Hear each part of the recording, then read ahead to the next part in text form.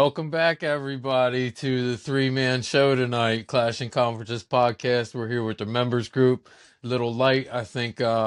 We had some Kentucky fans that are devastated right now. I don't think we're going to get our normal state of Kentucky report, and I think maybe we had some people have too many capital gain losses and are depressed and not able to make it tonight as a result. But we are pounding on here with me, Kyle, and Patty.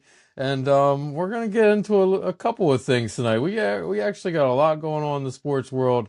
I'm excited to get into it with you guys tonight. Before we do, just want to remind everybody, please check out the clashingconferences.com.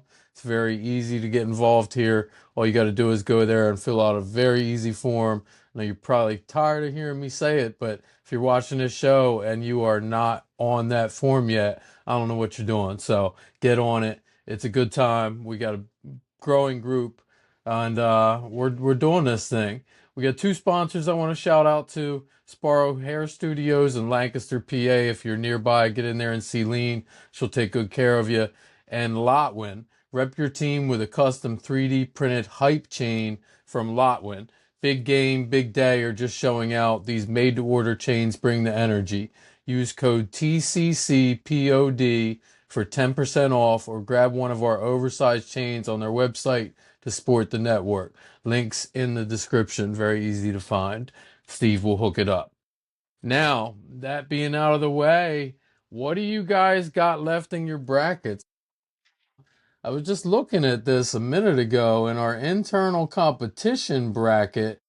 We really got three people alive still here.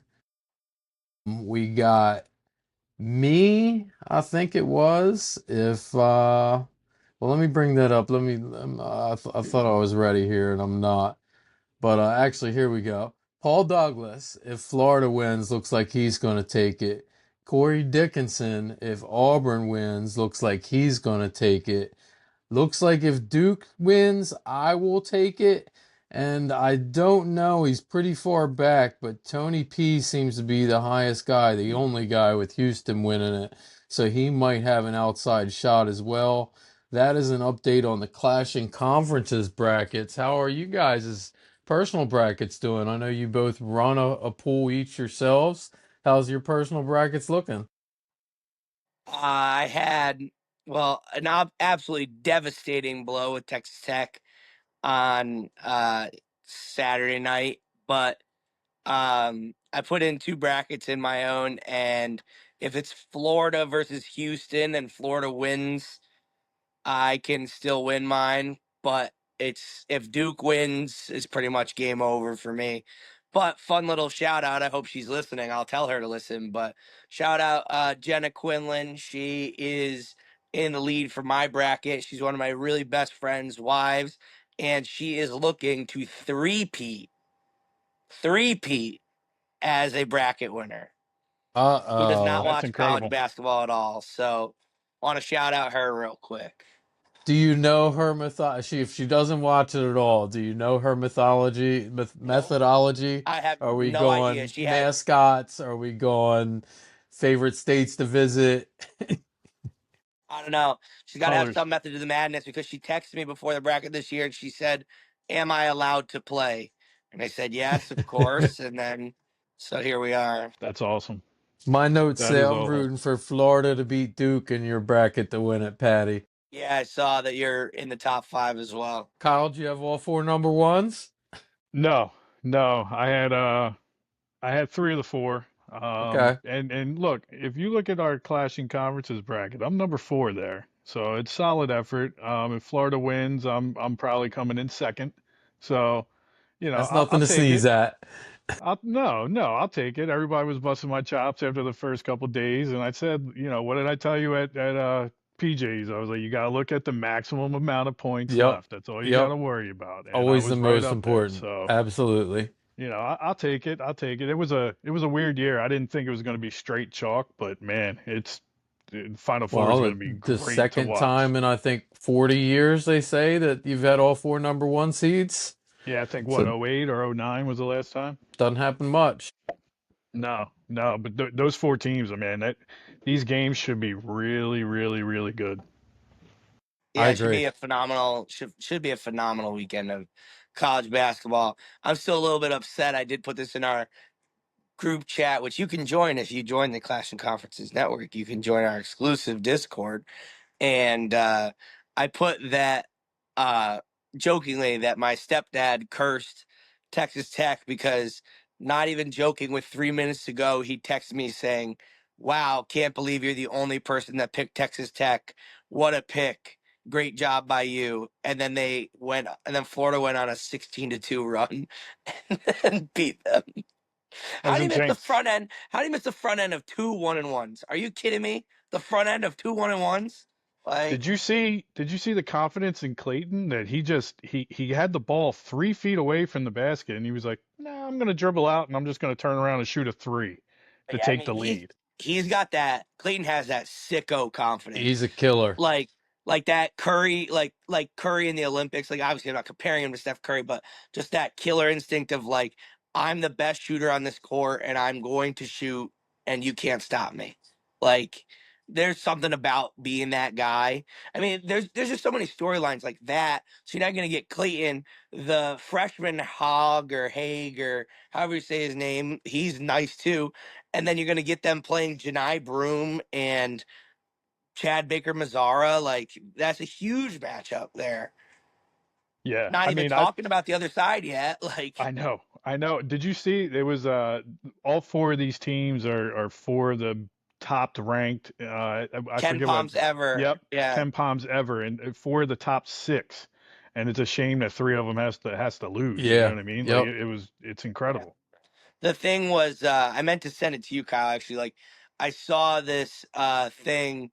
I don't know if you saw, it was before Houston played Tennessee, when they played Purdue, because it came down to like that last possession. How it's talking about like the genius that is Kelvin Sampson. Like, we don't talk about him enough as a head coach in the NCAA. Like, just the passion, the energy he's brought, obviously following in his dad's legacy and everything like that, and what he's brought to Houston. But basically, they said early in the game, they had two turnovers to Purdue on inbounds passes from the baseline because Braden Smith wouldn't guard the inbounds guy. He would guard like whatever he sees first. So the play they drew up at the end of the game was a pick to the wide side of the court so that Braden Smith bailed out, and then they ran the give and go with the inbounder. Like, it was like crazy that it was basically like Kelvin Sampson set this up for an entire game. Like, he saved this play till there was 10 seconds left, and then Yep. obviously in the crucial time, that's when it happened.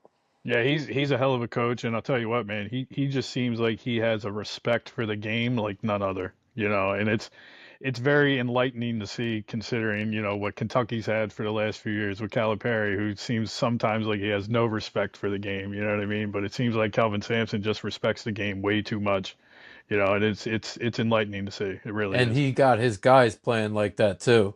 I mean, the way they play defense is just, I mean, they play harder than most. You know what the crazy part is too is that I thought that Houston was a better team last year than they were this year, and they're playing much better this year now towards the end of the year than they did last year, because they had Jamal Shed last year, who's on the Raptors now, kind of making a name for himself with LJ Cryer. But now LJ Cryer is the guy in charge, and I think this matchup on the right side of the bracket is so fun because you are literally getting polar opposites.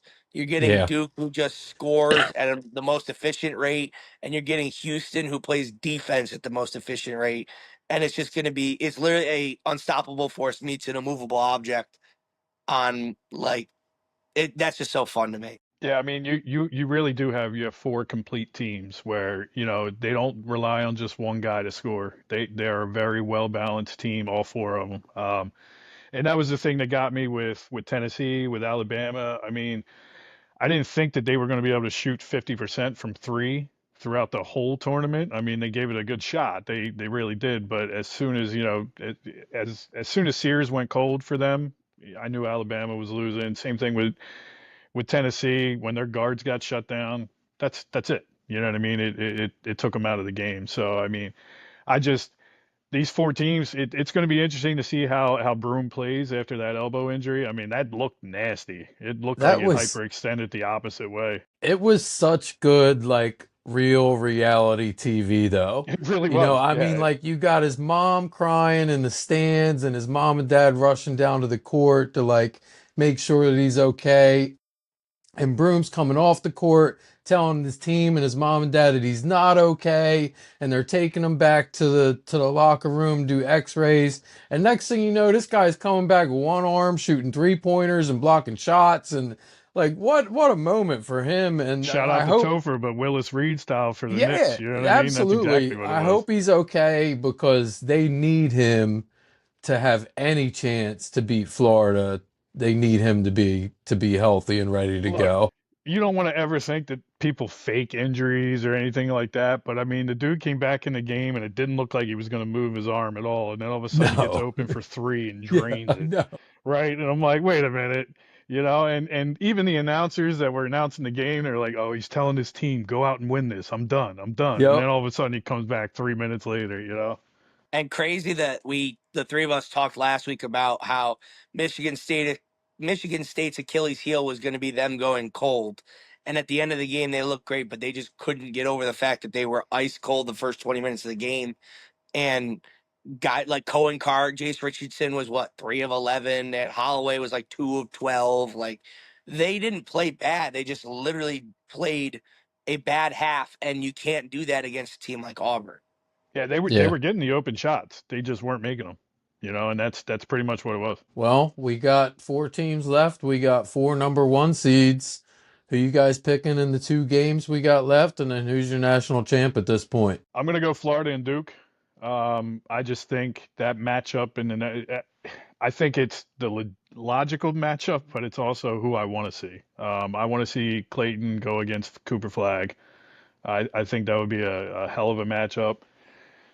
I I hate to say this with my heart of hearts, so I'm not going to say it. Florida's going to beat them. But I honestly think that Duke is such a damn good team, man. They just all their guys seem to step up. Proctor plays well. Knuppel, whatever his name is, he's a stud. I mean, it's just they got 3 guys on that team that are potential top 5 picks. Yep. They could be top 5 picks. And but going against Florida, I think and I think Florida beats Auburn.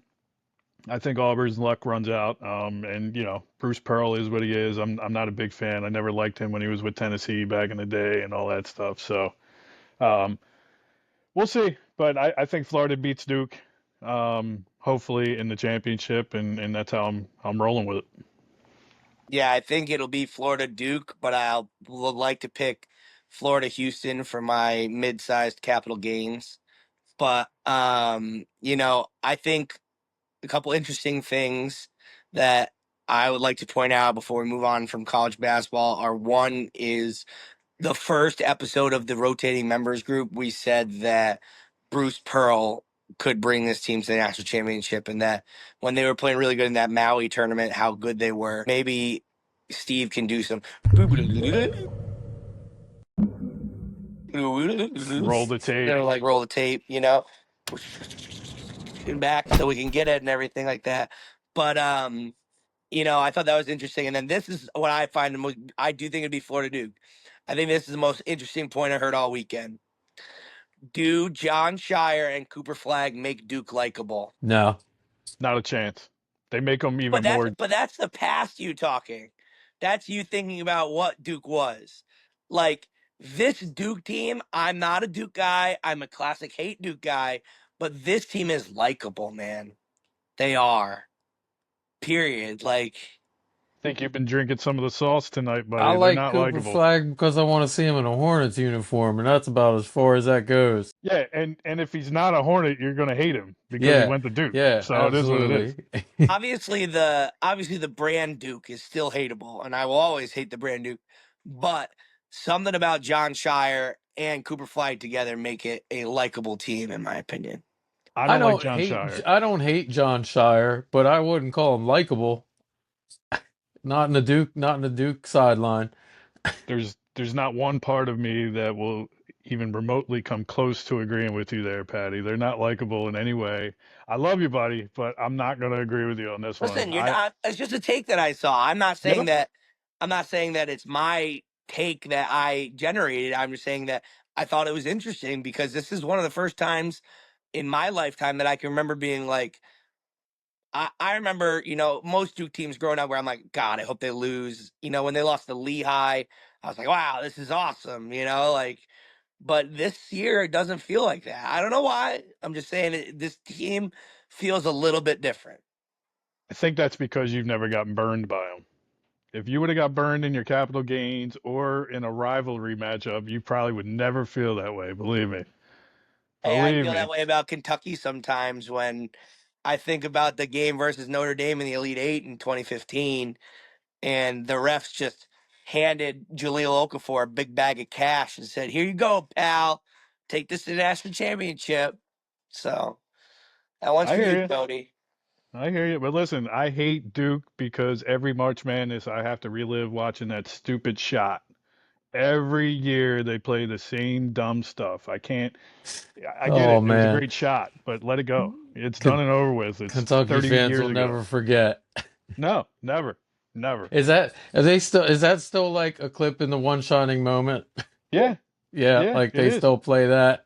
How do you not guard the inbound pass? 30 years later, I still have never gotten an answer to that. How do you not guard the inbound pass? Grant Hill made a hell of a throw, don't get me wrong, but to throw it 75 feet, that's a hell of a throw. He See, doesn't make that throw if you just put your hands up. this I feel like this is why Cody didn't show up tonight. Probably, probably.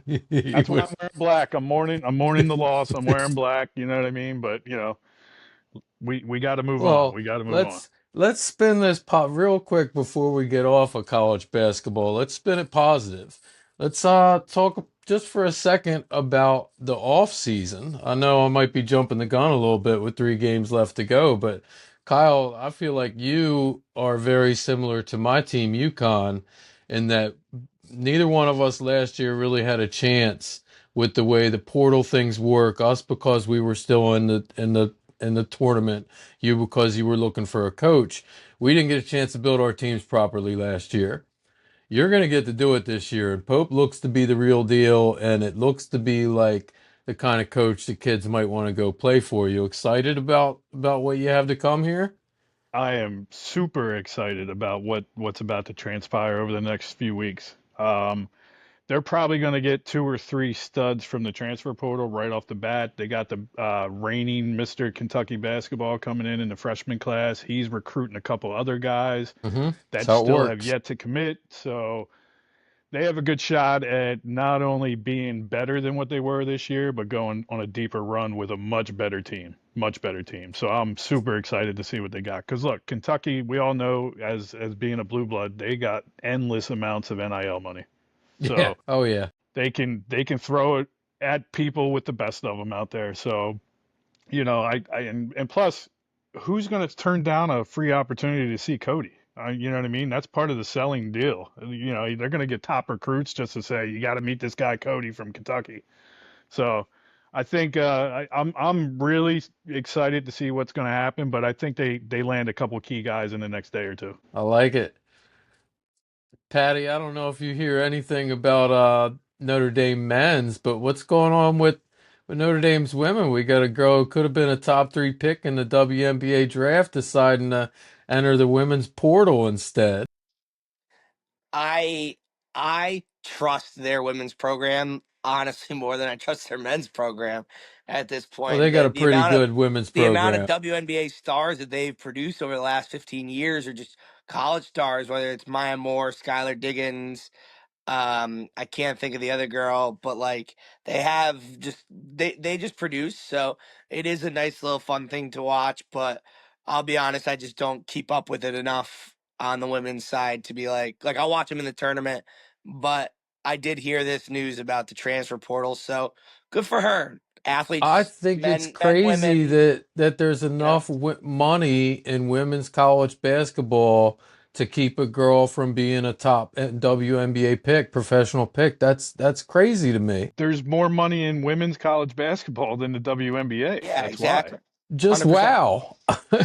Well, because what Hmm. you got to think though is that the ability to fund women's college basketball comes from private equity and Yeah. boosters and Yep. all that stuff, which is much easier to finance than something like the WNBA where you're talking about revenue sharing and ticket sales and And all they're these trying to stuff make money. that come into play. Whereas, these girls like, okay, like the girl that's at LSU, Flau'jae Johnson, like she gets all this NIL stuff because of the booster money coming into LSU, and because she's good and she's earned it and the right to all that stuff.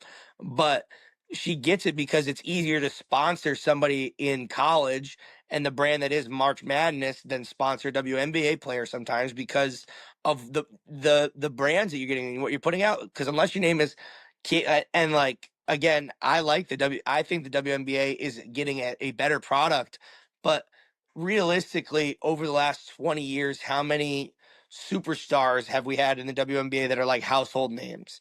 You have Caitlin Clark and Angel Reese right now. The ones growing up for me were like Sue Bird, Lisa Leslie, Diana Taurasi, but like Not many. they need to do a better job of Candace Parker, like they need to do a better job of getting branded stars that help them grow this game. Like Maya Moore or Skylar Diggins, who are really good, basketball players, or Kelsey Plum, or the girl from she was on Vegas with Kelsey Plum. I can't think of her name. Asia Wilson. Asia I Wilson, yep. Yes. I Yep. think her name is like these are stars that more people should know about, and that comes with getting the brand of the WNBA out there, Agreed.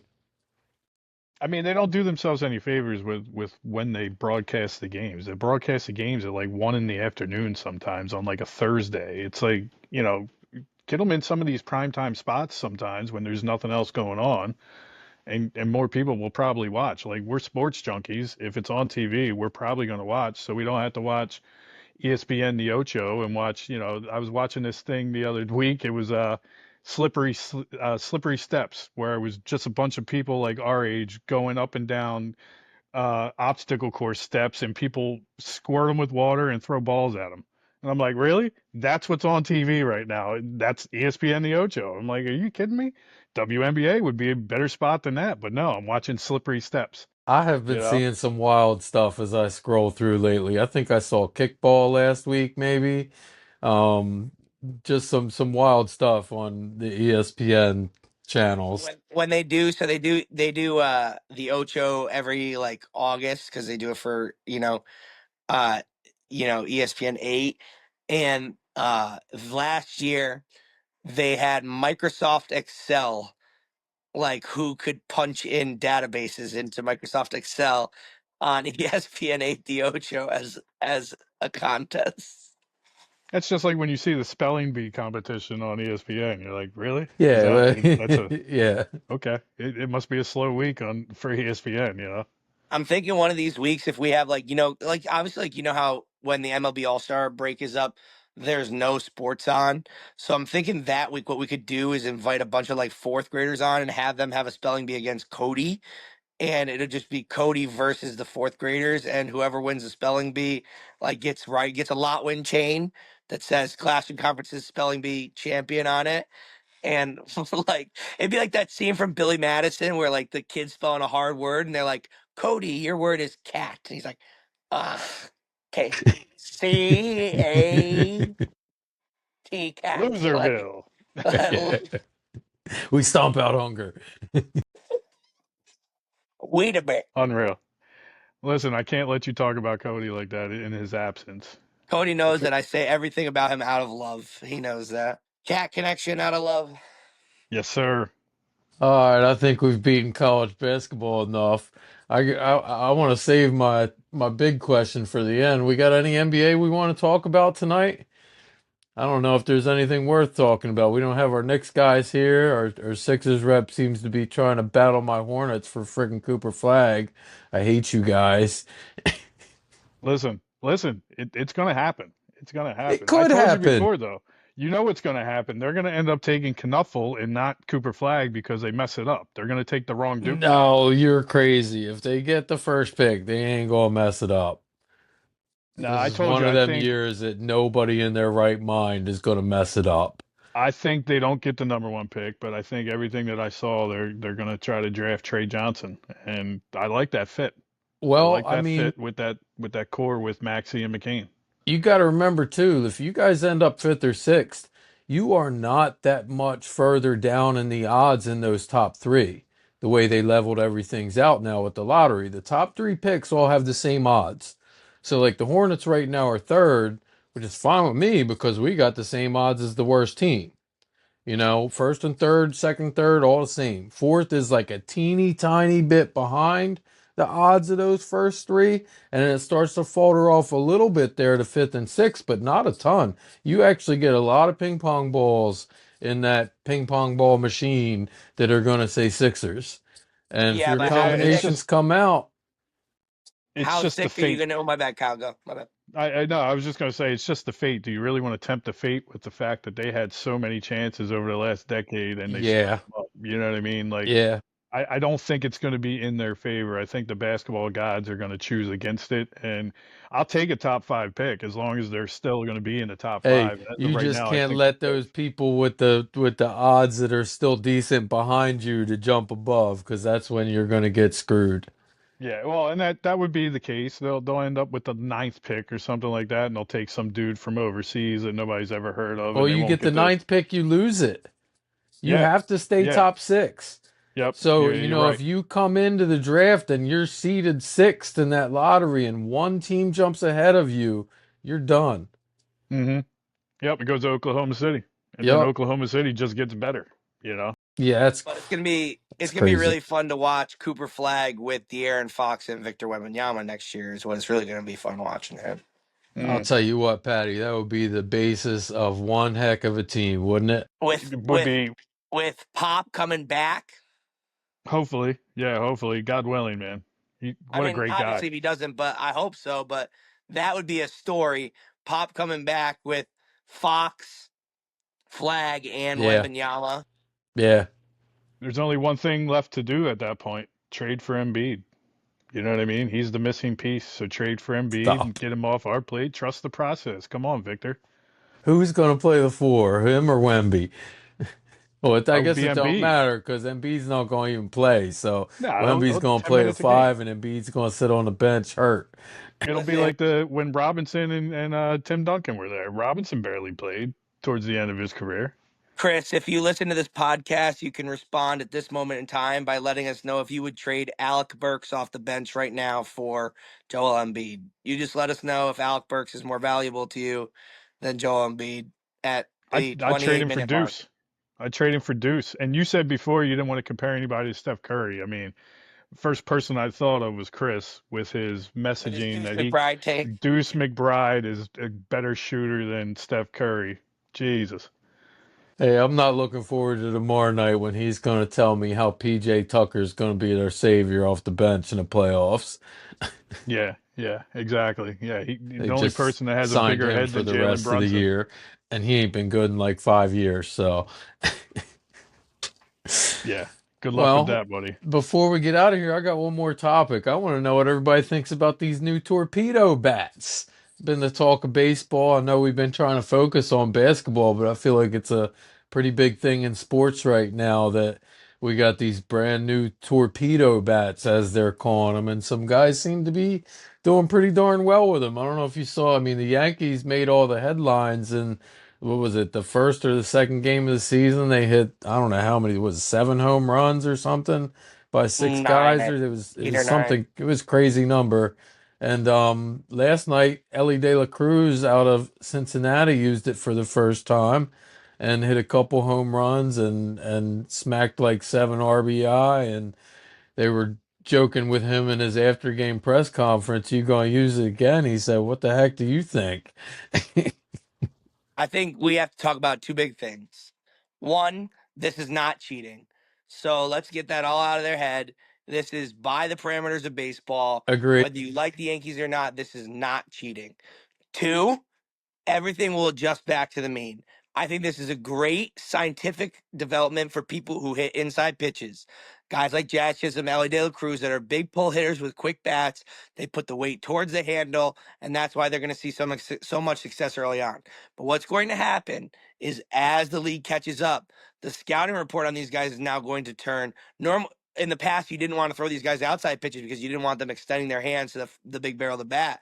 But if you know a guy's using a torpedo bat and you got a sinker baller, splitter guy, you're not going to see anything inner third, and these pitchers are going to start throwing out or third and make you reach that big inner third out there and take your shot at it. So I think we will see a big uptick this month of April while pitchers are still adjusting. But by the time we get to like early May, you will see, and it'll still help these guys that catch inside pitches. But as we get towards May, I think you will see things regress towards the mean as far as a barrage of home runs from the torpedo bat. Completely agree. I think you're going to have about 20 other teams. I mean, the Phillies already started using a couple over the weekend. Alec Boehm used a couple. But I don't foresee that being the norm because a lot of these hitters are used to what they're used to. But I think to Patty's point, it's going to be a fad for the next month, probably maybe even till Memorial Day, and then it'll start fading off because the pitchers will get used to it. Great pitchers like Zach Wheeler and Skeens and guys like that, like they're going to pitch to their advantage, not to the hitters. So they're going to work around that to Patty's point. And if they're going to turn on it, they're going to pitch outside. They're going to throw everything in their power to not let them get around on that as quick. So I think it is interesting that it took this long for somebody to create something like that. Um, when you think about all the statistics and all the research that people do on a year-to-year basis, um, why did it take so long? Why did it take the Yankees to hire an MIT guy That's to what I create this was bat? thinking, Kyle. I mean, you got an MIT physics, expert that is creating these bats and figuring out where the most power and sweet spot and all that. I mean, when we were 8, we could have told you that those big red bats hit way more home runs than those little yellow Playing ones. wiffle I ball, mean, yeah. I don't need MIT physics guy to tell me that a bigger bat's going to hit more home runs. So I Yeah, disagree with you guys. I feel like it's not a fad.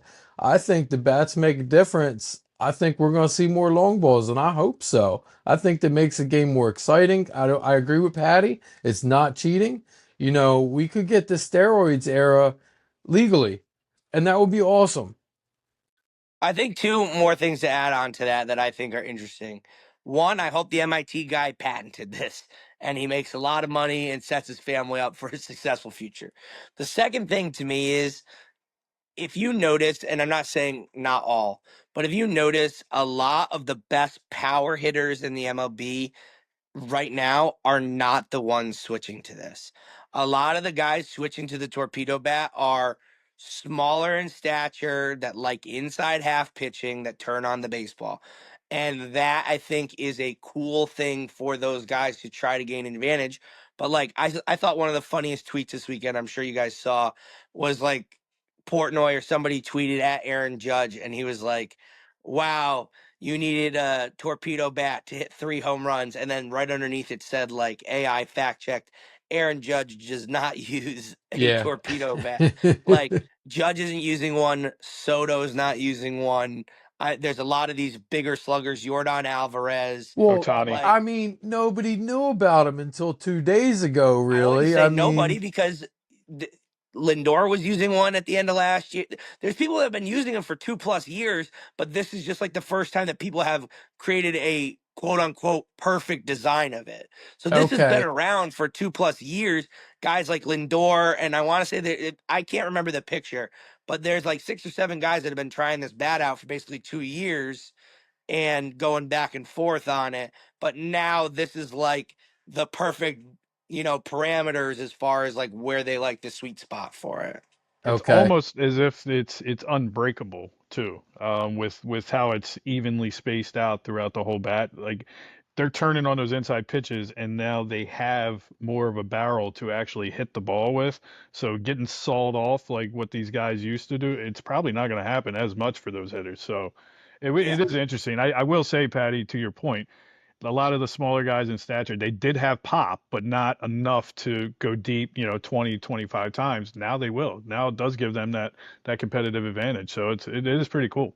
I'm not saying that he wasn't this guy before because I do like Anthony Volpe as a prospect, but you're going to see a guy like Anthony Volpe who's using the torpedo bat hit 20 to 27 home runs now rather than 12 to 20, which was kind of his ceiling before. That's the kind of guy that you're going to see his power numbers go up.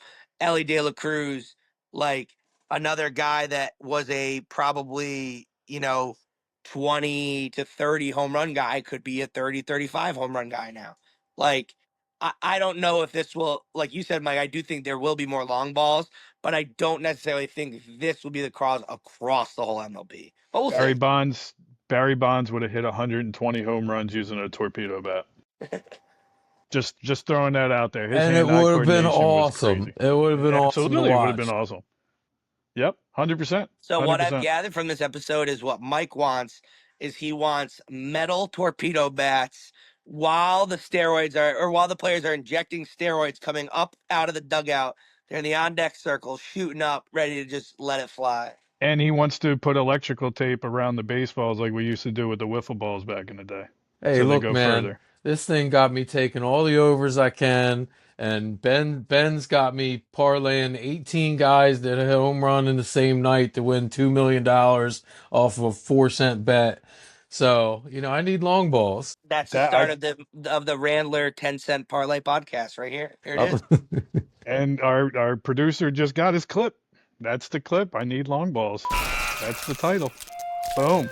Well, Randler needs long balls. I think that's our dumb shit. You guys got anything else you want to get into this week before we get out of here? I think we covered most of it. We got any highlights of the week that I missed? Not I that don't I think can so. think of. Go Phils.